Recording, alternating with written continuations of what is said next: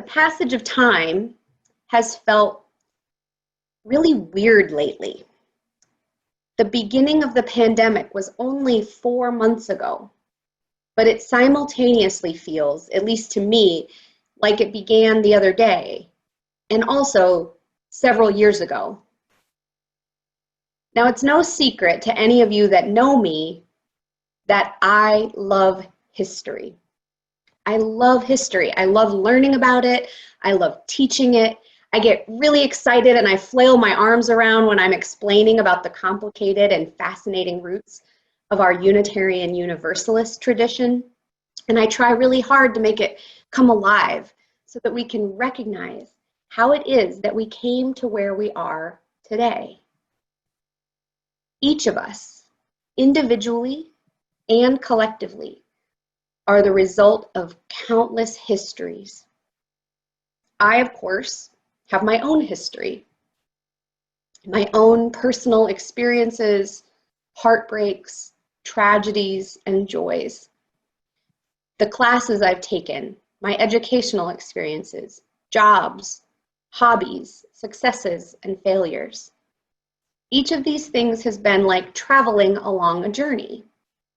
And when we travel along, we begin the journey with a backpack. As we go along the journey, it's like we pick things up and we add them to our backpack. Things that we've learned, experiences that have helped us or kept us safe or taught us something important, and we carry those with us forward.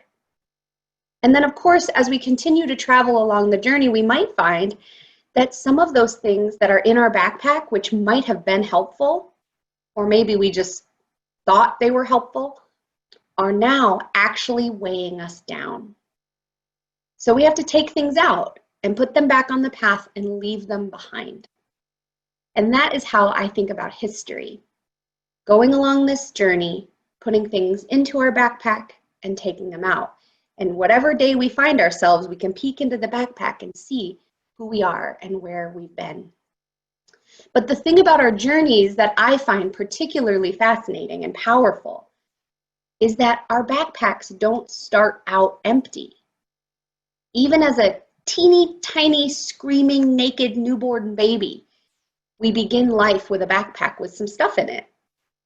Our DNA, our ancestors' experiences, the culture we are born into, the family, the community, the religion, the ethnicity, the wider national culture.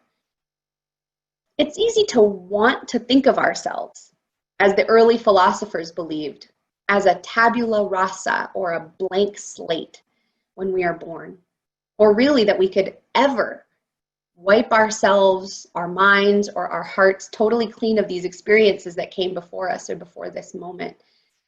But we can't. Not really. Now, don't get me wrong. We humans are very adaptable. We're capable of learning new things as long as we live. It turns out that we can teach an old dog new tricks. We're also capable of letting go of old ideas, of taking things out of our backpack as we proceed on our journey, so to speak. But both of these things, learning and unlearning, take some effort. And right now, our society has been forced by the COVID-19 pandemic to radically shift the way we proceed on our journeys, at least for the next several months. Usually this kind of radical learning and taking stock happens at individual levels or small group levels. Each of us individually has had experiences that we take time to process and integrate into ourselves, maybe with the help of others in our circle of community. But right now, everyone is having to do this work simultaneously. So I think now is a really good time for us to examine what we hold in our backpacks. What resources have we gathered for this particularly treacherous stretch of the journey? And what are we holding that we might need to let go of, at least for a while? Now, before I move on, I want to touch on something from one of my favorite historical Unitarian preachers.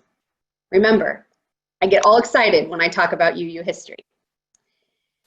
So this comes from the 1800s, from a time when Unitarianism was considered a denomination of Christianity, which isn't really the case anymore.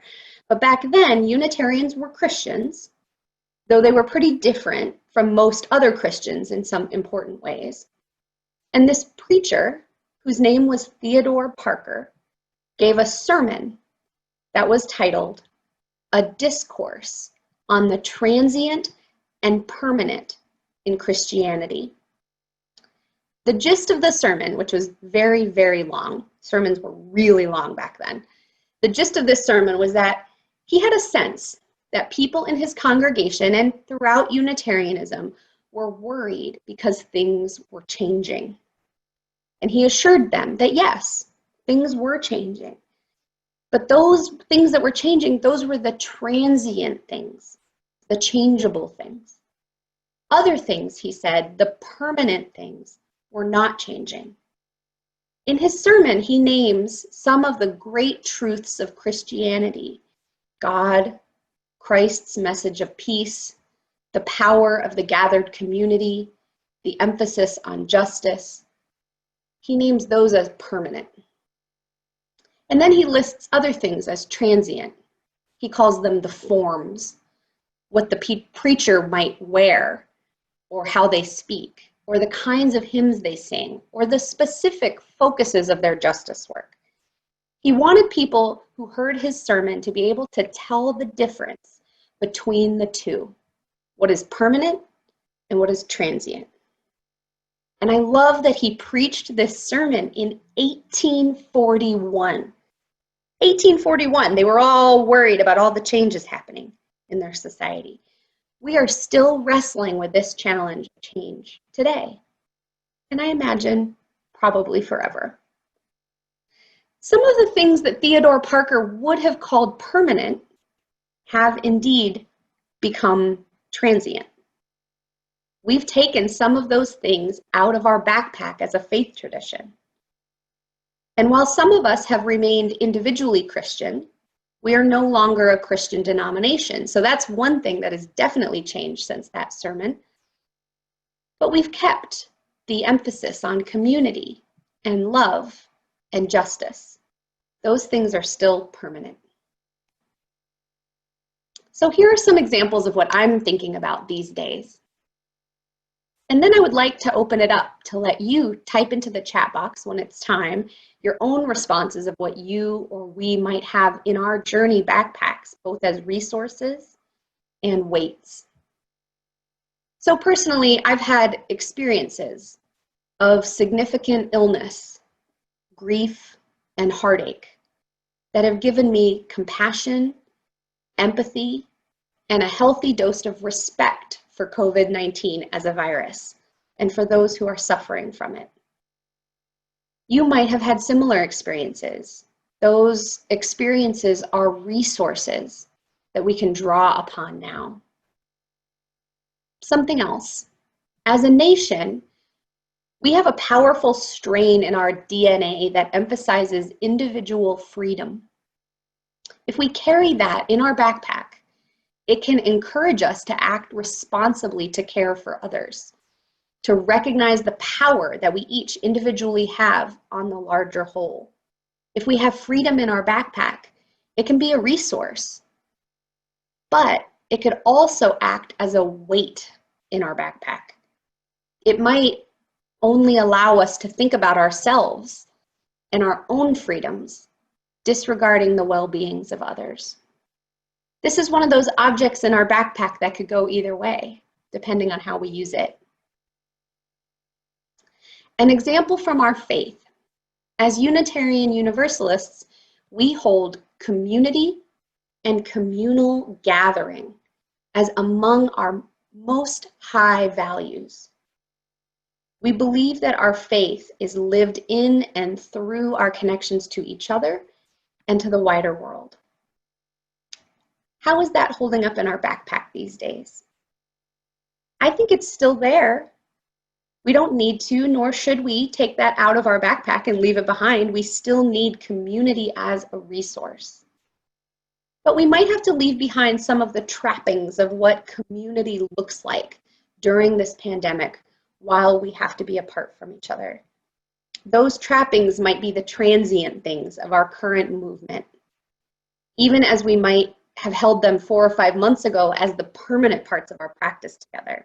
It's amazing how time will shift those things. So community is still in our backpack, but maybe we set down communal coffee for one. 5 months ago, no way, you wouldn't have believed me. Singing together, in person at least. Hugs, for the time being, have to be set down.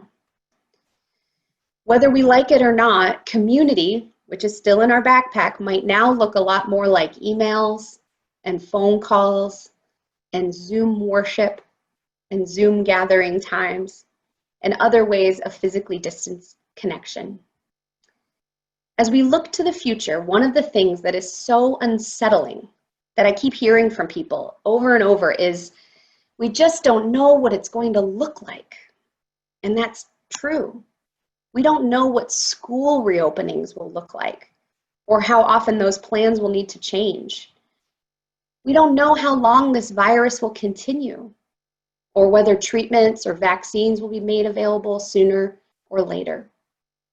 We don't know the impact that the winter will have, if any, and we don't know what local and national leaders will do or not do to help keep communities safe. And that shifting ground can feel very uncomfortable. Now, when you look down the road into the future and you feel that ground shift beneath you, just remember what you carry in your backpack.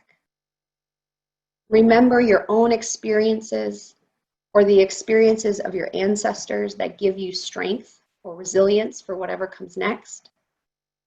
Remember that you might never have experienced this particular challenge, but you've experienced other challenges and you've come out on the other side. Remember that there are things that we can mourn and let go of if they're holding us back. And now, I wonder, what else can you think of that is in the backpack? What's in your backpack individually?